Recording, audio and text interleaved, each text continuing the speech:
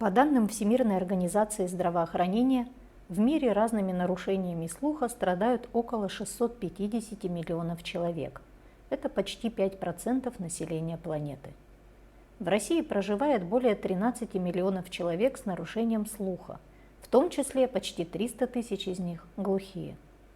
Так же, как и слышащие, глухие люди ходят в магазины, больницы, вызывают на дом сантехника, обращаются в суд, посещают театры и музеи, получают образование. Но в отличие от слышащих, глухие говорят на другом языке, используя для общения не словесную, а жестовую речь. Потому для осуществления коммуникации глухих и слышащих людей необходим переводчик. Сурдопереводчик – лицо, владеющее жестовым языком и осуществляющее перевод на жестовый язык с какого-либо национального языка или наоборот. Название произошло от латинского слова «сурдус», что означает «глухой». Профессия относится к числу редких. Сурдопереводчик должен владеть всеми видами жестовой коммуникации для успешного осуществления своей основной задачи – способствовать полноценному участию глухих людей в общественной жизни. Обязанности сурдопереводчика весьма разнообразны. Сопровождение клиента и обеспечение его коммуникации с различными представителями государственных и негосударственных структур, врачом, работодателем, юристом и тому подобное. Перевод телевизионных и радиопередач, телефонных разговоров. Организация общения на предприятиях, где трудятся люди с проблемами слуха. Синхронный перевод различных выступлений, семинаров, лекций. Обеспечение коммуникации во время проведения общественных, культурных или спортивных мероприятий. Сурдопереводчик может выступать в роли тьютора в условиях инклюзивного обучения, а при наличии специального педагогического образования может работать репетитором. Помимо профессиональных навыков, сурдопереводчик должен обладать такими чертами характера, как доброжелательность, открытость и искреннее желание помочь, умение контактировать с людьми, найти точки соприкосновения с замкнутым человеком, терпение и работоспособность, поскольку это умственный и физически тяжелый труд.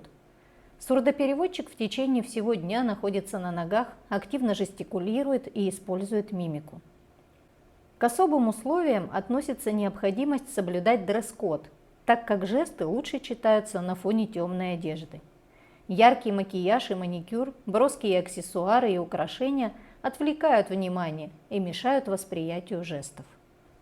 Чтобы стать сурдопереводчиком, нужно пройти специальный курс обучения. В системе среднего профессионального образования Российской Федерации ведется подготовка по специальности «Организация сурдокоммуникации» с присвоением квалификации «сурдопереводчик». Условием приема на курс является конкурс аттестатов.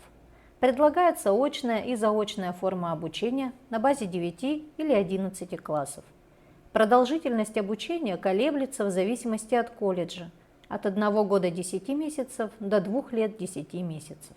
Получить образование по профессии сурдопереводчик предлагают колледж по подготовке социальных работников Департамента труда и социальной защиты населения города Москвы, Тюменский колледж производственных и социальных технологий, колледж Национального открытого института города Санкт-Петербурга, Межрегиональный центр реабилитации лиц с проблемами слуха Министерства труда и социальной защиты Российской Федерации, отделение среднего профессионального образования Института социальных технологий Новосибирского государственного технического университета. Для получения высшего образования подходят вузы со специальностью сурдопедагогика. Прием ведется на базе 11 классов, срок обучения 4 года. Присваивается степень бакалавра.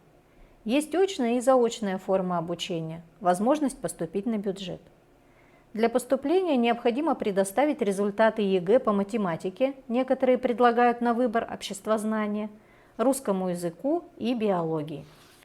Интерес к жестовому языку со стороны лингвистики привел к появлению новых направлений профессиональной деятельности в этой области. Новосибирский государственный технический университет приглашает студентов на курс переводчик английского языка и русского жестового языка. Обучение очное, продолжительность 4 года, присваивается степень бакалавра. Необходимо предоставить результаты ЕГЭ по иностранному языку, русскому языку, истории или обществознанию. Бюджетные места есть, но мало. Московский государственный лингвистический университет набирает студентов на направление подготовки лингвистика, профиль теория и практика перевода жестового языка межкультурной коммуникации. Выпускники этого профиля высоко ценятся на рынке труда и имеют широкий спектр карьерных возможностей в силу уникальности их квалификации. Обучение очное, продолжительность 4 года, присваивается степень бакалавра.